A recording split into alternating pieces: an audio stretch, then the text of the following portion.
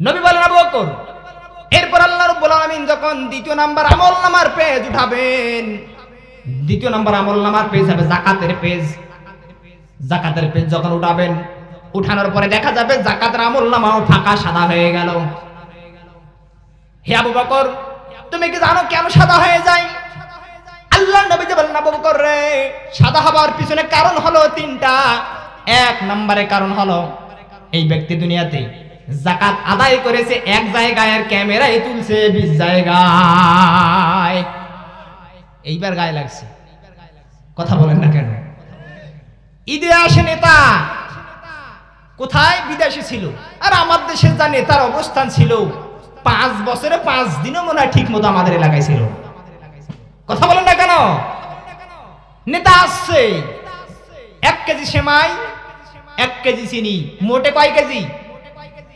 2 KG চিনি, সেমাই আর চিনি মিলে একটা অসহায় মিসকিনের হাতে তুলে দিচ্ছে 10 জনে মিলে।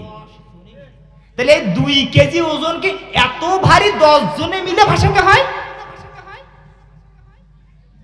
তাহলে 1 কেজি সেমাই আর 1 কেজি চিনি, 2 কেজি ওজন তুলে দিতে দেওয়া লাগে 10 জন। ও মুসলমান, কথাটুকু কেন বললাম? হযরত আবু বকর বলেন, ইয়া রাসূলুল্লাহ, কেন যাকাত তার কোনো কাজে আসবে না? আবু বকর বলেন, না আসার পিছনে কারণ নবীজি বলেন, আবু বকর এরা যাকাত দিয়েছে লোক দেখানোর জন্য, আল্লাহকে রাজি খুশি করবার জন্য নয়। তাহলে যারা যাকাত দেয় লোক দেখানোর জন্য, তাদের যাকাত দিয়ে হাসরের ময়দানে কি কোনো উপকার পাওয়া যাবে? আরো জোরে। 2 নম্বরে কারণ হলো এই পৃথিবীতে মানুষগুলোকে যাকাত দেওয়ার কথা বলা হয়েছে, কিন্তু তারা হিসাব করে যাকাত দেবে, তারা হিসাব করে যাকাত দিল না। বরং যাকাত ফরজ ছিল 10,000 টাকা, দিয়েছে 5,000, আর 5,000 রেখে দিয়েছে।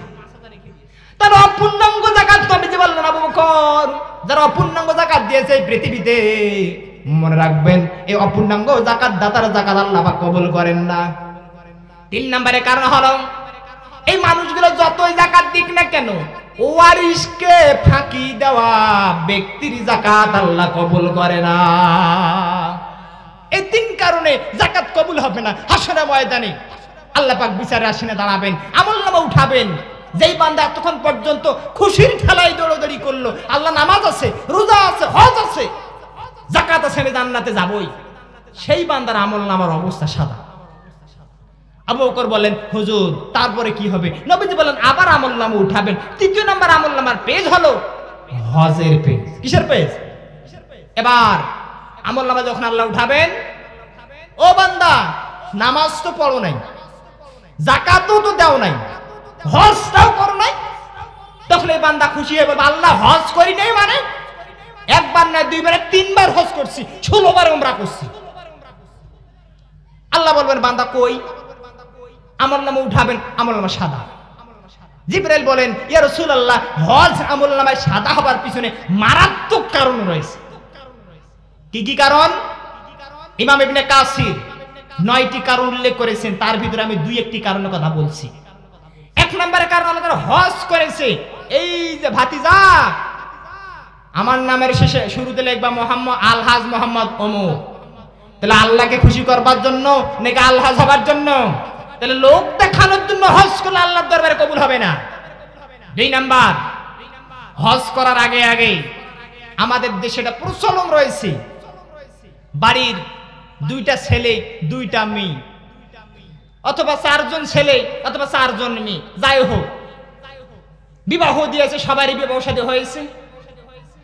বাবা ছেলেদেরকে ভালো ভালো জমিগুলো, পুকুর, আমবাগান সব ছেলেদের নামে উঠাই দিল। উঠাই দেবার পরে জ্ঞান ফিরছে, এখন জ্ঞান ছিল না। জ্ঞান ফিরানোর পরে বলে যে, বউরে, 4টা ছেলেকে আমবাগান, পুকুর, জমি, বড় জমি, ভালো জমি সব দিয়ে দিলাম, মেয়েটাকে তো কিছু দেওয়া হলো না, কুচ্ছেন কি আপনি? মেয়ের কাছে যান। বাবা 2-1 পিস মুরগি নিয়ে মেয়ের বাড়িতে যায়। যাবার পরে মেয়ের মাথার উপর হাত রেখে কান্না শুরু করে দেয়। প্রকাশ্য বাংলা কথা বলছি, বাস্তব ঘটনা। মেয়ের মাথায় হাত বুলায় কান্না শুরু করে দেয়। এমনি তো মেয়ে মানুষ, বাবার কান্না দেখে মেয়েও কান্দে, বাবা কি হয়েছে? বাবা কিছু বলে না। তারপরে মেয়ে বলে বাবা কি হয়েছে? বাবা কিছু বলে না। আবার বাবার কান্নার রোল এত বেশি, মেয়েও কান্না শুরু করে দিল। স্বামী এসেছে যে শ্বশুর আব্বার কি হলো, কান্না থামে না কেন? বাবা কি হয়েছে? বাতাস করো। বাতাস হয়ে গেল, কান্না থেমে গেল। বাবা কান্নার রহস্য কি? যে রহস্য হলো তোকে মুই দোয়া দিয়ে দিল। কি দিয়ে দিল? কেন?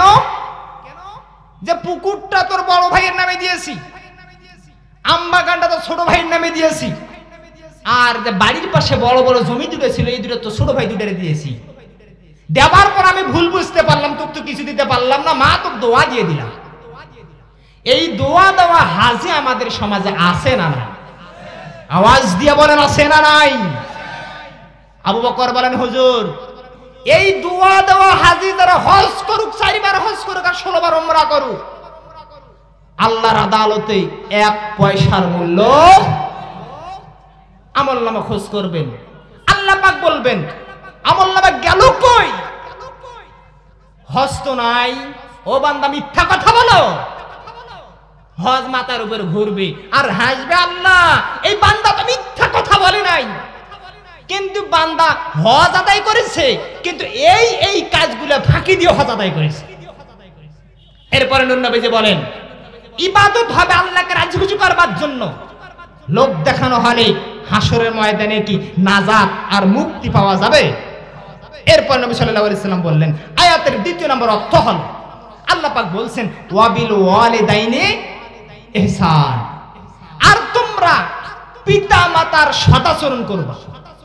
পিতা মাতার সদাচরণ কেমনে করবেন? কেন করবেন? একটু আগে যে বললাম যে আল্লাহর ইবাদত আমি কেমনে করব, কেন করব? আল্লাহ আপনাকে আমাকে কোটি কোটি টাকার সম্পদ দিয়েছেন, নিয়ামত দিয়েছেন, এই নিয়ামতের জন্য আপনাকে আল্লাহ শুকরিয়া আদায় করতে হবে।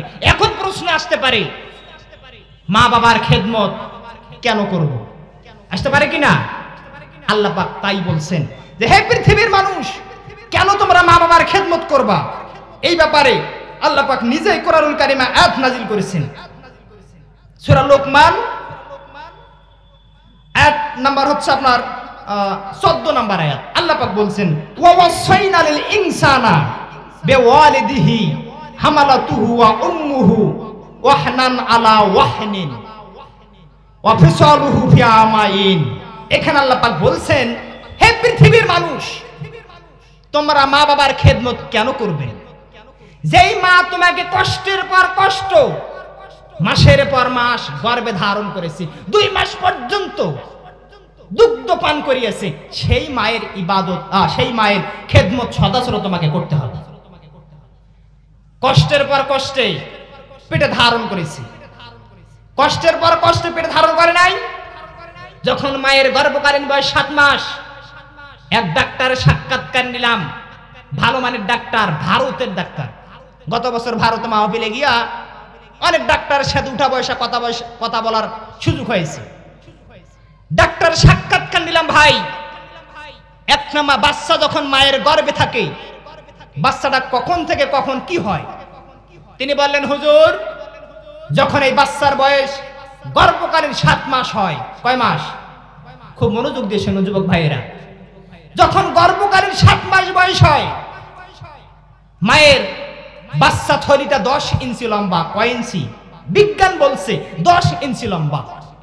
যখন বাচ্চার বয়স গর্ভকালীন 7 মাস হয়ে যায়, মায়ের 10 ইঞ্চি থলিতে বাচ্চা পুরোপুরি সমান হয়ে যায়।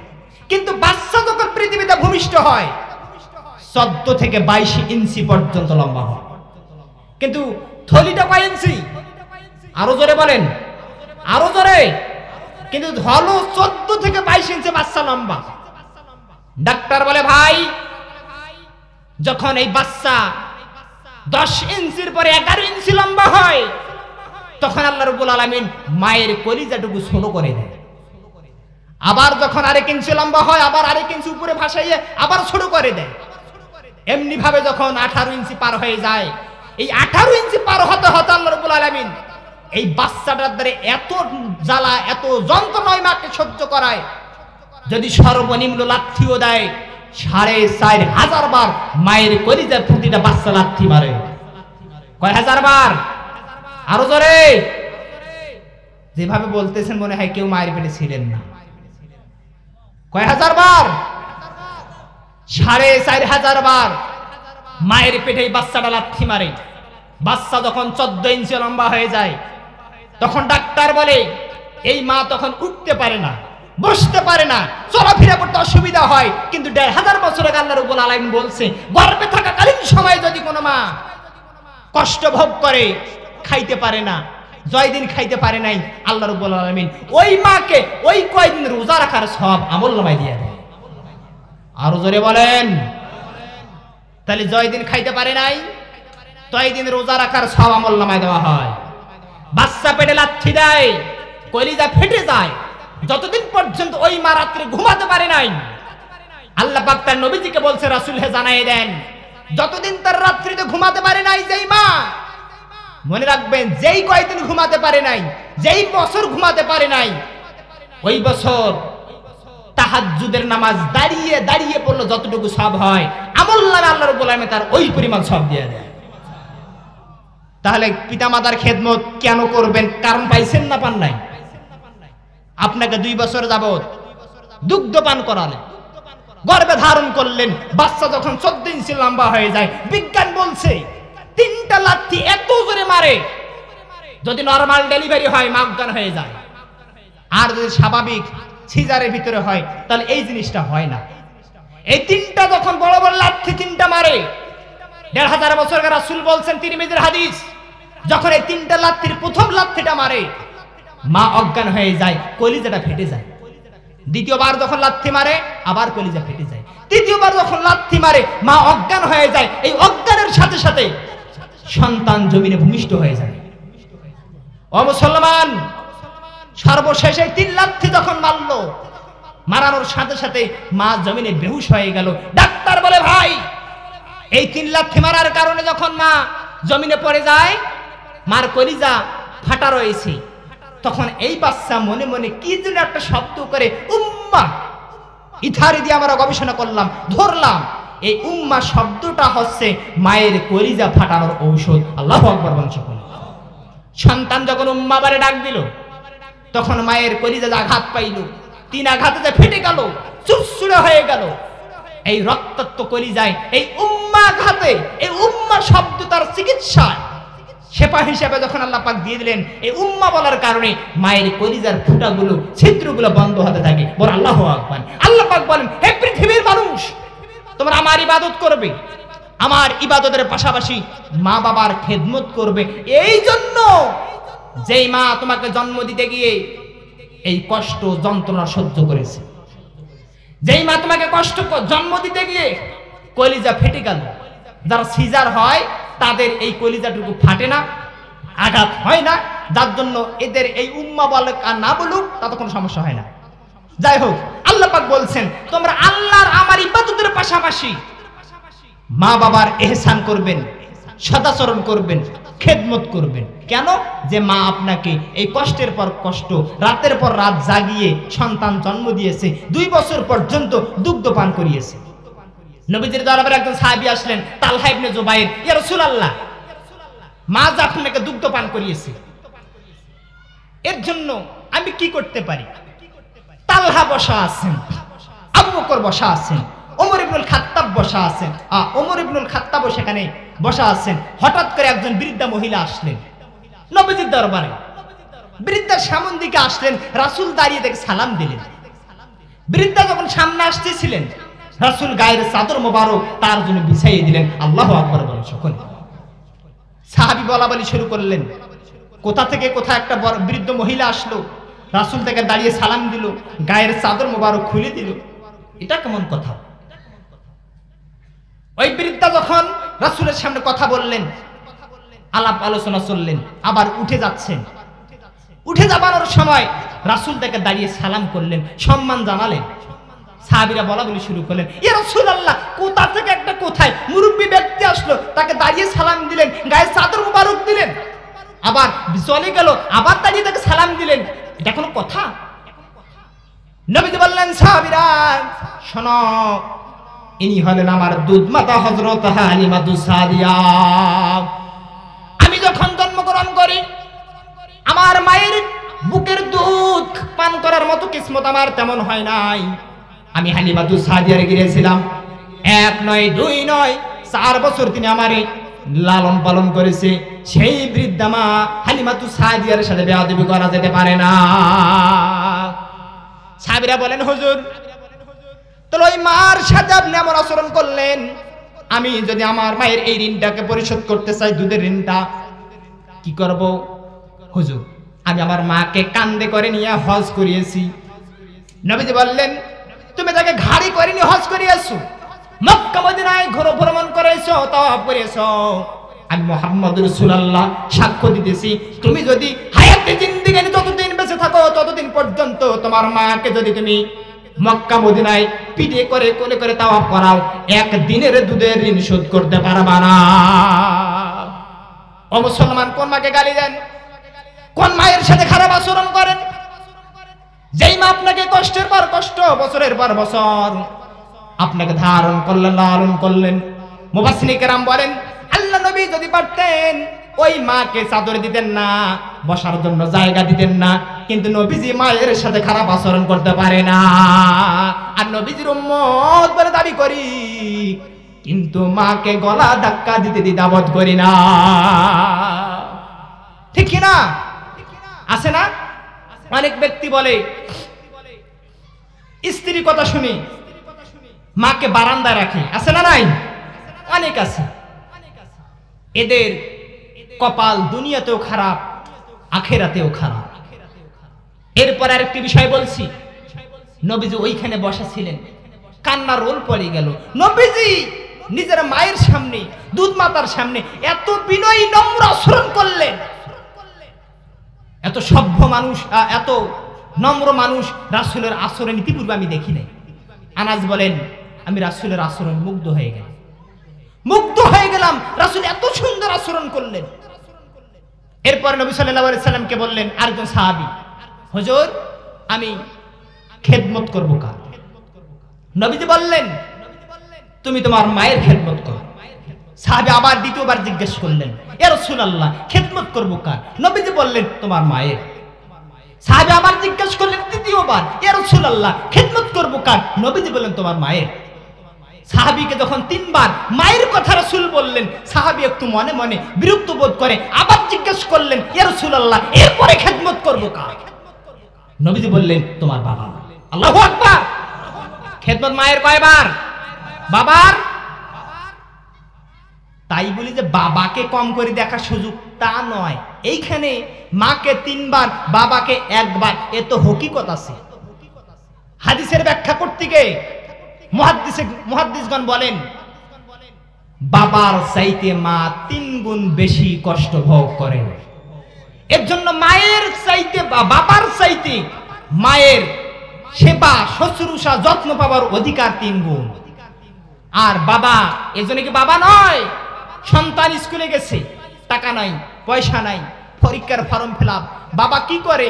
কাপড় কেনানোর জন্য লুঙ্গি কিনবে, ঈদ আসতেছে, লুঙ্গি কিনবে, পাঞ্জাবি কিনবে, পায়জামা কিনবে, এর জন্য টাকা সংগ্রহ করে রেখেছে। সন্তান এসে বলছে, বাবা পরীক্ষায় ফর্ম ফিলআপ করার মতো কোনো টাকা নাই, অর্থ নাই, কি করা যায়?